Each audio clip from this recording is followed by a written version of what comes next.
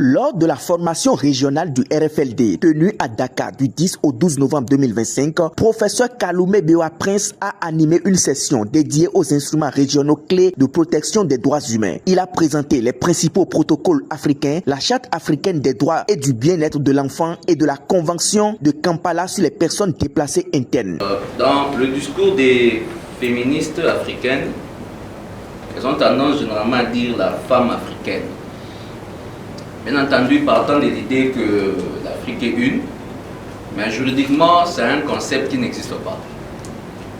Il y a une femme togolaise, régie par les lois du Togo, il y a une femme congolaise, ainsi de suite. L'Afrique elle-même n'a pas une personnalité juridique. L'Afrique a une organisation internationale. Généralement, c'est l'assimilation faite par l'Européen, anthropologiquement, pour dire les Africains. Et nous pensons que nous existons en tant qu'entité juridique pouvant faire valoir nos droits, ce qui n'est pas vrai. Professeur Kaloumé a souligné que la maîtrise de ces instruments permet aux défenseurs des droits humains de mieux argumenter, de tenir les États responsables et de protéger efficacement les populations vulnérables, notamment les enfants et les déplacés. C'est peut-être ça aussi le problème, mais sociologiquement, elle existe. La femme africaine, sociologiquement, anthropologiquement, elle existe. Mais juridiquement, je ne sais pas si elle existe, je ne la vois pas. Mais il y a une organisation qui veut promouvoir ce droit-là. Donc dans nos concepts, la femme africaine qui fait un tour renvoie à la sociologie, pas au droit. Pas au droit. La 1325 date du 31 octobre 2000.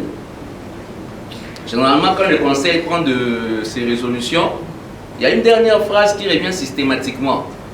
Le Conseil charge le secrétaire général et reste saisi de la question. C'est une phrase qui revient dans presque toutes les résolutions. 31 octobre 2020, ça fait 25 ans. Est-ce que le Conseil est revenu sur la même question pour voir les évolutions, le chemin et proposer un nouveau cadre ou une nouvelle méthodologie ou renforcer ce qui avait été dit? Parce que ce que vous avez développé relève de la 1325.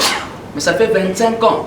Or, le Conseil restant saisi de la question suppose qu'il revient régulièrement sur cette question. Est-ce que dans tout ce que vous avez présenté, est-ce que le Conseil est déjà revenu sur la question?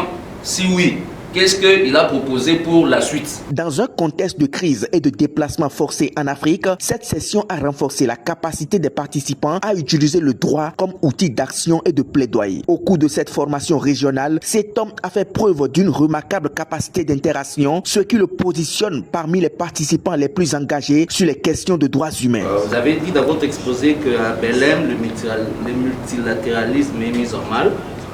Et vous avez rendu que le droit international se forme au Conseil de sécurité.